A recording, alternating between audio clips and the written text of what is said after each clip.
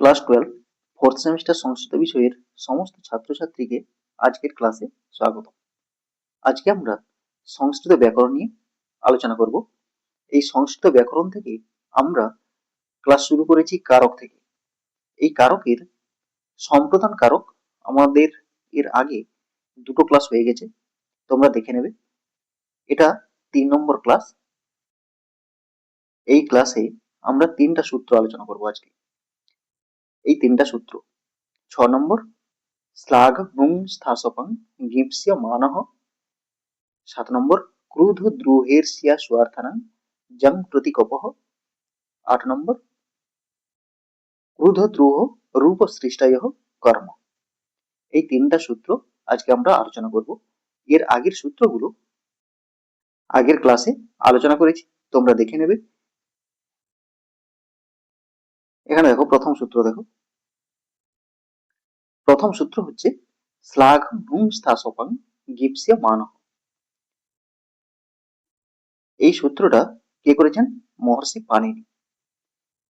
এখানে ব্র্যাকেটের মধ্যে সূত্রের ক্রমটা দেওয়া আছে। এই সূত্রের ব্যাখ্যা করতে গিয়ে ভট্টজি দীক্ষিত কি করেছেন?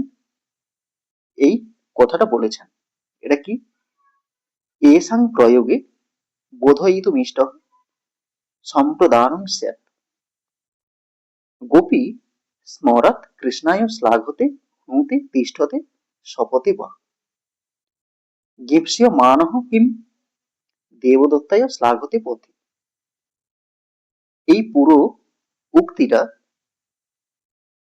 আমরা কি করব? আলোচনা করব। এখানে পাণিনির দেওয়া সূত্রটার ব্যাখ্যা করেছেন এবং সেই সূত্রের ব্যাখ্যাতে তিনি কি করেছেন? কয়েকটা উদাহরণ দিয়ে বোঝানোর চেষ্টা করেছেন। আমরা সেগুলো আলোচনা করব। এখন বলি এই সূত্রের অর্থটা কি। এই সূত্রের অর্থ হচ্ছে শ্লাঘ নু স্থা সব ধাতুর প্রয়োগে শ্লাঘা, শ্লাঘা মানে কি? প্রশংসা করা। অপন্যুতে, অপন্যুতে মানে গোপন করা। তিষ্ঠতে মানে অভিপ্রায় প্রকাশ করা। শপথে, শপথে মানে শপথ করা। এর দ্বারা যাকে বোঝাতে ইচ্ছা হয় তাতে কি হবে? সম্প্রদান কারক হবে। সংক্ষেপে বলি, শ্লাঘ নু স্থা সব ধাতুর প্রয়োগে শ্লাঘা অপন্যুতে তিষ্ঠতে এবং শপথে এই পদের দ্বারা যাকে বোঝানো হবে তাতে কি হবে? সম্প্রদান কারক হবে। এবারে ভট্টজি দীক্ষিতের ভাষায় গিপস্য মানহ কি মানে কি? গিপস্য মান কি? এই গিপস্য মানহ পদটাকে ভাঙলে আমরা কি পাই? ঞপ ধাতু, সন প্রত্যয়, কর্মে সামজ প্রত্যয় যোগ হয়ে এই পদটা গঠিত হয়েছে, এটা পাই। এর অর্থটা কি? কোনো কিছু জ্ঞাপনের জন্য অভিপ্রেত যে তাকে গিপস্যমান বলে। ধরো আমার ইচ্ছা কি? আমার ইচ্ছা তোমাকে কিছু শেখানো। এবারে শেখানোটা হচ্ছে কি? আমার ইচ্ছা, আমার আমার অভিপ্রায়। এবারে তোমাকে আমি শেখাতে চাইছি, এই জন্য আমি কি করছি? তোমার প্রশংসা করছি। তুমি ভালো পড়াশোনা করো, তুমি কথা শোনো, এইরকম আমি তোমার কি করছি? প্রশংসা করছি। কেন প্রশংসা করছি? না, তোমাকে আমি শেখাতে চাইছি। শেখানোর অভিপ্রায় কার প্রতি আছে? তোমার প্রতি। তাই তুমি কি? তুমি হচ্ছে গিপস্যমান। এই গিপস্যমান পদে কি হয়? সম্প্রদান কারক হয়। পাণিনি কি বলেছেন? শ্লাঘ নুং স্থাসপং গিপস্য মানহ, মানে সূত্রে গিপস্যমান কথাটা তিনি উল্লেখ করে দিয়েছেন। তাই কেবলমাত্র গিপস্যমান পদেই কি হবে? সম্প্রদান কারক হবে। গিপস্যমান ছাড়া অন্য পদে কি হবে না? সম্প্রদান কারক হবে না। এখানে একটা উদাহরণ দেখো, গোপী স্মরাত কৃষ্ণায় শ্লাঘতি। এর অর্থটা কি? গোপী প্রণয় হেতু কৃষ্ণের প্রশংসা করছে। তাহলে শ্লাঘা, শ্লাঘতে, এখানে কি আছে? আত্মনেপদের প্রয়োগ আছে। এবারে এই শ্লাঘতে অর্থাৎ প্রশংসা করছে, কার প্রশংসা করছে? কৃষ্ণের প্রশংসা করছে। কেন করছে? প্রণয় বশত, প্রেম বশত, স্মর কথার অর্থ হচ্ছে প্রেম। এবারে প্রেম বশত বা প্রণয় বশত গোপী কি করছে? কৃষ্ণের প্রশংসা করছে। এবারে যার প্রশংসা করা হবে সে কি? গীপ্সমান। তাহলে কৃষ্ণ পদটা হচ্ছে কি? গীপ্সমান। তাই গীপ্সমান পদে কি হয়েছে? সম্প্রদান কারকে চতুর্থী বিভক্তি হয়েছে। কৃষ্ণ পদে চতুর্থী হয়ে কৃষ্ণায় হয়েছে। এবারে দেখো এর পরের উদাহরণে দেখো, দেবদত্তায় শ্লাঘতে পথি। এখানে প্রশংসা কার করা হচ্ছে? দেবদত্তের প্রশংসা করা হচ্ছে। তাই দেবদত্তটা কি? গীপ্সমান। কিন্তু পথি অর্থাৎ পথে, এটা গীপ্সমান নয়। এর অর্থটা কি? পথে দেবদত্তের প্রশংসা করছে। তাহলে পথে অবস্থান করে, পথে দাঁড়িয়ে কার প্রশংসা করছে? দেবদত্তের প্রশংসা করছে। তাই দেবদত্ত গীপ্সমান হচ্ছে, পথ গীপ্সমান হচ্ছে না। তাই পথে সম্প্রদানকারক হচ্ছে না বা হবে না। এখানে উল্লেখ করে দিয়েছি দেখো, অভিপ্রেত এখানে কি? দেবদত্ত, পথ নয়। তাই পথে সম্প্রদান হবে না। এবারে আরো একটা এখানে বিষয় মনে রাখতে হবে, আত্মনেপদের রূপ অতি অবশ্যই তোমাদেরকে এটা মনে রাখতে হবে। স্থা ধাতুর দুটো রূপ হয়, একটা তিষ্ঠতি আর একটা তিষ্ঠতি। তিষ্ঠতি যেটা থাকে বা অবস্থান করে, আর তিষ্ঠতে মানে অভিপ্রায় প্রকাশ করে।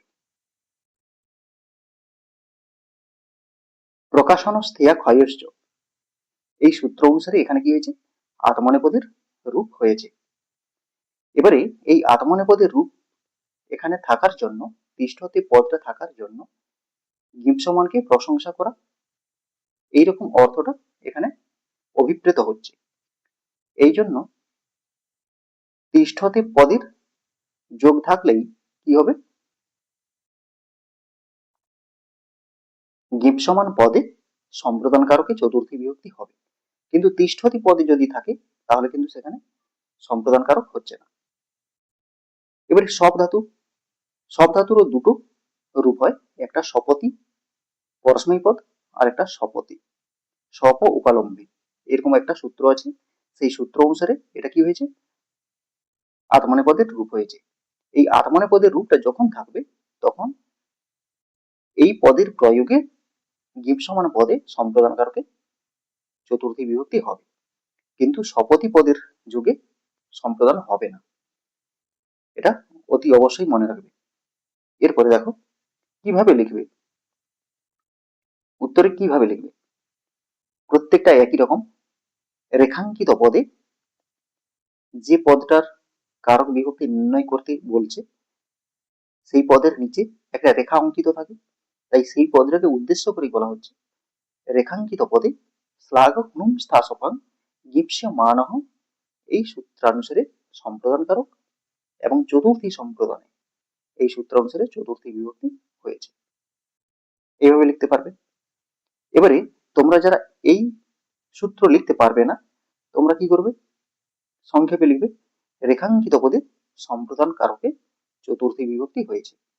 এইটুকু লিখলে তোমরা কিন্তু ফুল নাম্বার পাবে, নাম্বার এখানে কাটা হবে না। নাম্বার এখানে কাটা যাবে না, তোমরা ফুল নাম্বার পাবে। তবে এরকম লিখলে ভালো। এরপরে দেখো এরপরের সূত্র অত্যন্ত গুরুত্বপূর্ণ সূত্র। এই সূত্রগুলো থেকে প্রায় প্রত্যেকটা পরীক্ষাতে প্রশ্ন থাকে, প্রত্যেকটা পরীক্ষাতে এই ধরনের প্রশ্নগুলো থাকে এবং তোমাদের এবারেও থাকবে, পরের বারেও থাকবে, সব সময় থাকবে এরা। এই সূত্র হচ্ছে ক্রুধ দ্রোহীর্ষ্যা স্বার্থানাং জং প্রতি কোপঃ। এর অর্থটা কি? এর অর্থটা হচ্ছে ক্রোধার্থক, ক্রোধ ধাতু, ক্রোধার্থক মানে কি? ক্রোধ মানে কি? রাগ করা। রাগ করা অর্থ যুক্ত ধাতু কি? ক্রোধ ধাতু। দ্রোহার্থক, দ্রোহ কথার অর্থ কি? ক্ষতি করা। ক্ষতি করা অর্থ যদি দ্রোহ ধাতু থাকে সেই ধাতুর যোগে ঈর্ষার্থক ধাতু। ঈর্ষা কি? মানে পরের গুণ সহ্য করতে না পারা। এরকম অনেকেই আছে না, যারা পরের গুণগান সহ্য করতে পারে না, তো সেটা হচ্ছে কি? ঈর্ষা। এবারে অসুয়ার্থক ধাতু। অসুয়া মানে কি? অন্যের গুণে যারা দোষ খুঁজে, যারা প্রায় প্রত্যেক ব্যক্তির মধ্যে দেখবে কিছু কিছু মানুষের বৈশিষ্ট্য আছে, যারা অন্যের গুণে দোষ খুঁজবে, তার ভালো গুণটা দেখতে পাবে না, কিন্তু তার দোষটা খুঁজে বার করবে, তাকে বলা হয় কি? অসুয়া। এই অসুয়ার্থক ধাতুর প্রয়োগে কি হবে?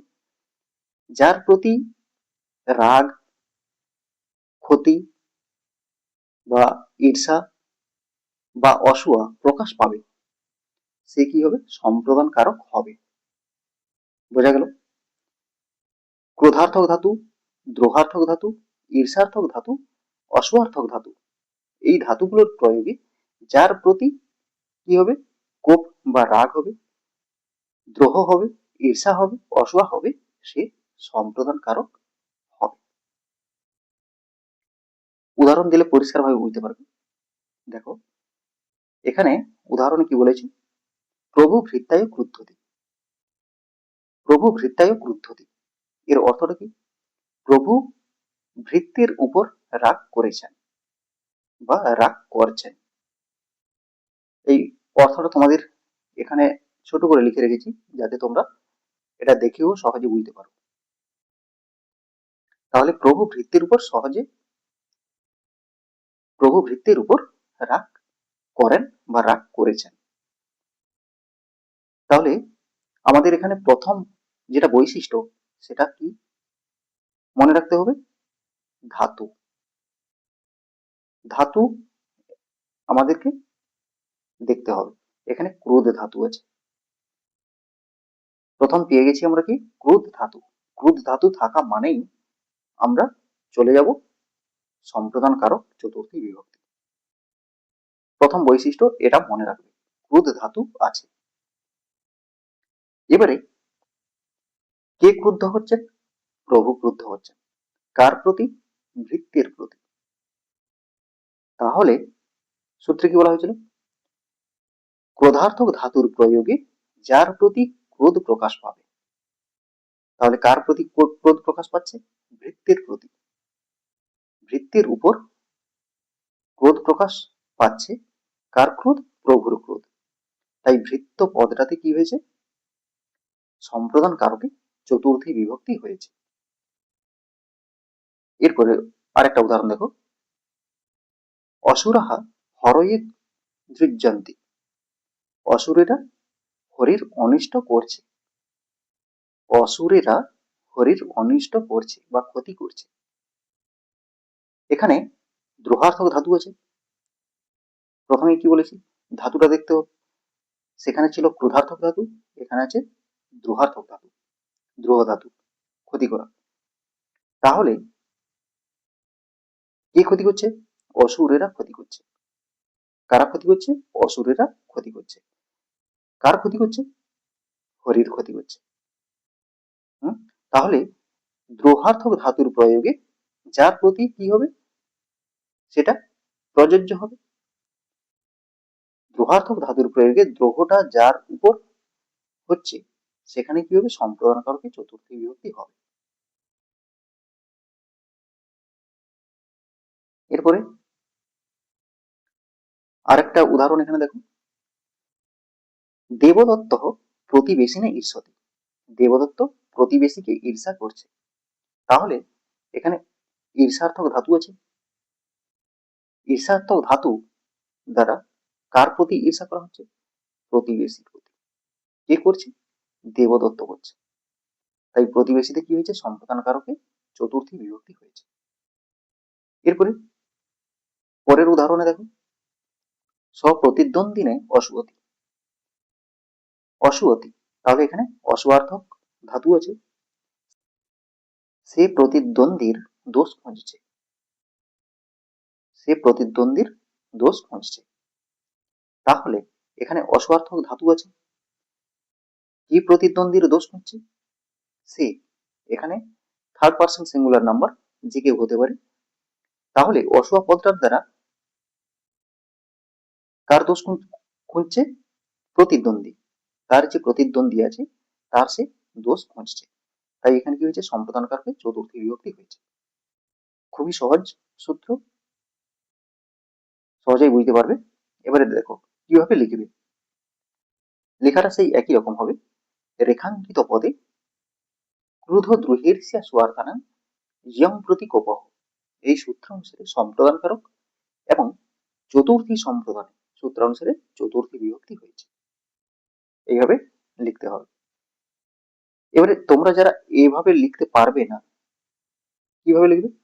রেখাঙ্কিত পদে ক্রোধার্থক, যখন ক্রোধার্থক ধাতু থাকবে যে উদাহরণে, সেখানে লিখবে ক্রোধার্থক। যে উদাহরণে দ্রোহার্থক ধাতু থাকবে সেই উদাহরণে লিখবে কি? দ্রোহার্থক ধাতু। যেখানে ঈর্ষার্থক ধাতু থাকবে সেখানে উল্লেখ করবে ঈর্ষার্থক। যেখানে অসুয়ার্থক ধাতু থাকবে সেখানে উল্লেখ করবে অসুয়ার্থক। ধাতুর প্রয়োগে সম্প্রদান কারকে চতুর্থী বিভক্তি হয়েছে।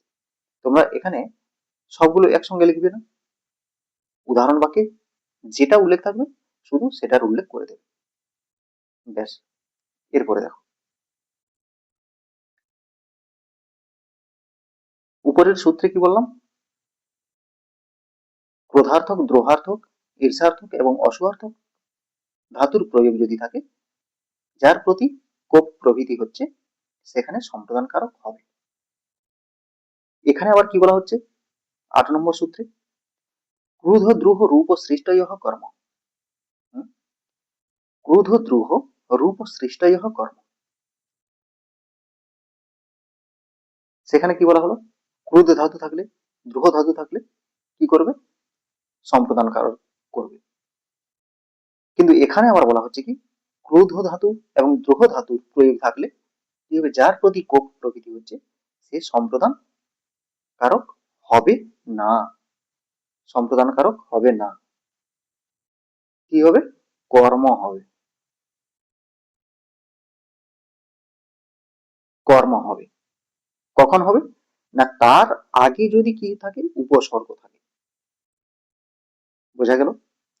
আগেরটাতে বলা হয়েছিল যে ক্রুধ ধাতু, দ্রুহ ধাতু, এই ধাতুর যদি প্রয়োগ থাকে তবে যার প্রতি কোপ হচ্ছে, কোপ করা হচ্ছে বা রাগ করা হচ্ছে বা ক্ষতি করা হচ্ছে, সে কি হবে?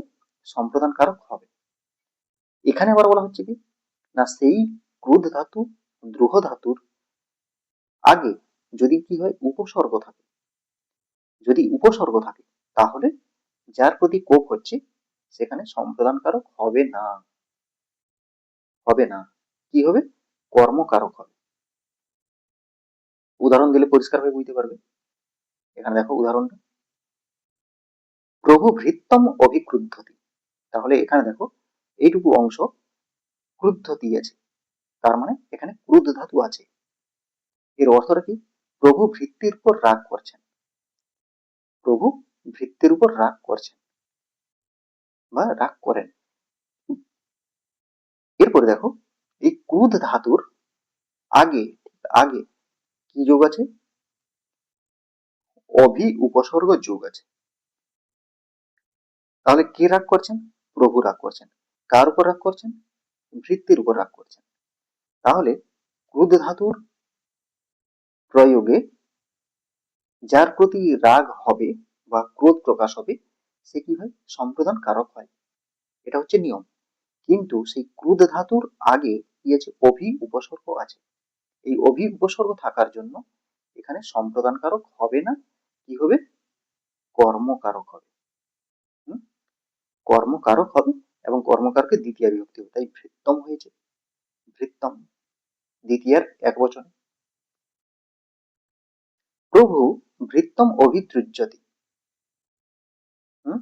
প্রভু ভৃত্যের ক্ষতি করেন বা ক্ষতি করছেন। তাহলে এখানে দ্রুহ ধাতু আছে, দ্রুহ ধাতুর ক্ষতি করা অর্থ যার ক্ষতি করা হচ্ছে তাতে কি হয়, সম্প্রদানকারক হয়।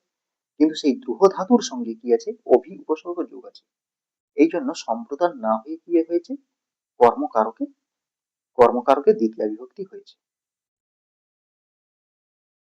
হুম, যদি উপসর্গ না থাকে তাহলে কি হবে, ভৃত্যায় সম্প্রদানকারক, আর উপসর্গ যদি যুক্ত থাকে তাহলে সেখানে হবে ভৃত্যম কর্মকারক। এইটুকু তোমাদের মনে রাখতে হবে। এখন কিভাবে লিখবে এটা দেখো, সেই একই রকম,